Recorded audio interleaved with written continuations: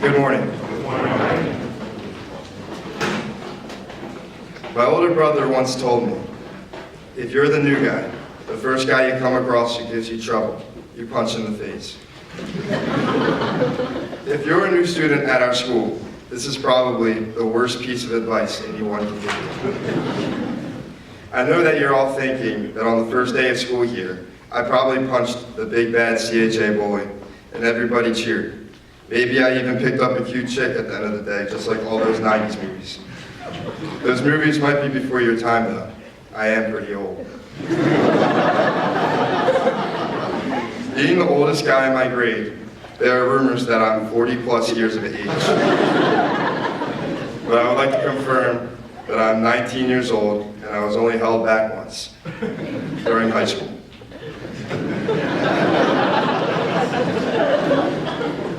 I came to SCH sophomore year. My old school was Springfield and I had gone there my entire life. It was all I knew. Although I was comfortable in my old environment, I felt that I needed a change.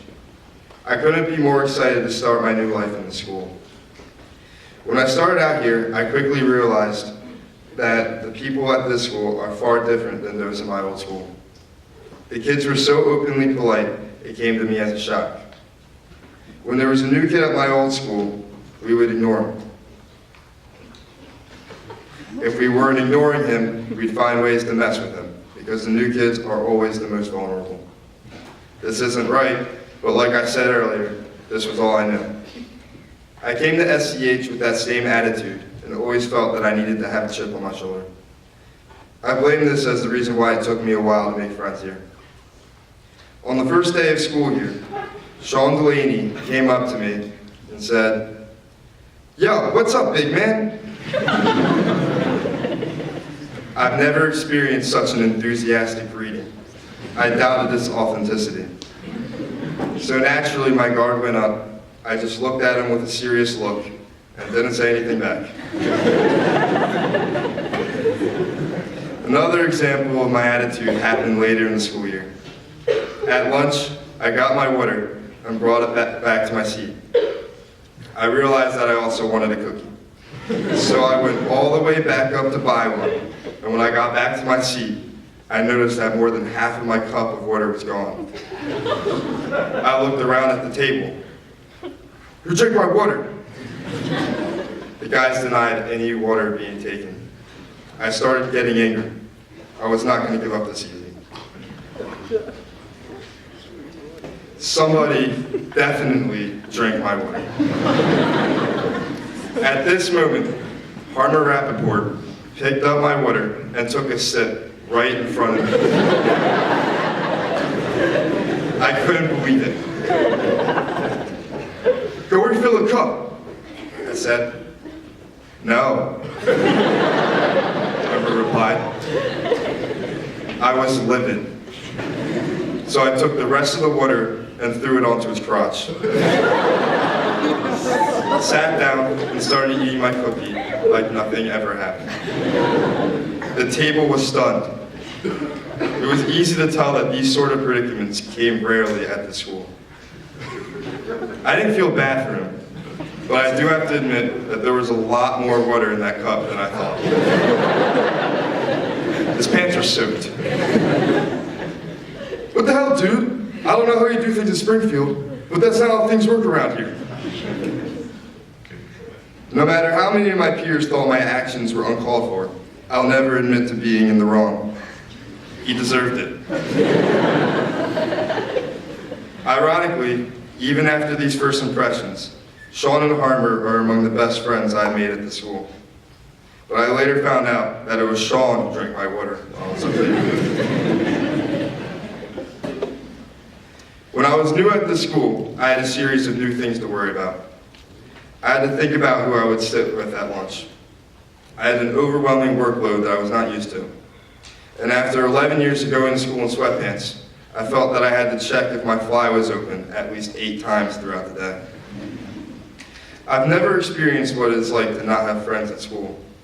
To make things worse, while I had no friends at this school, I was losing my friends from Springfield. I felt like I had hit a low point in my life.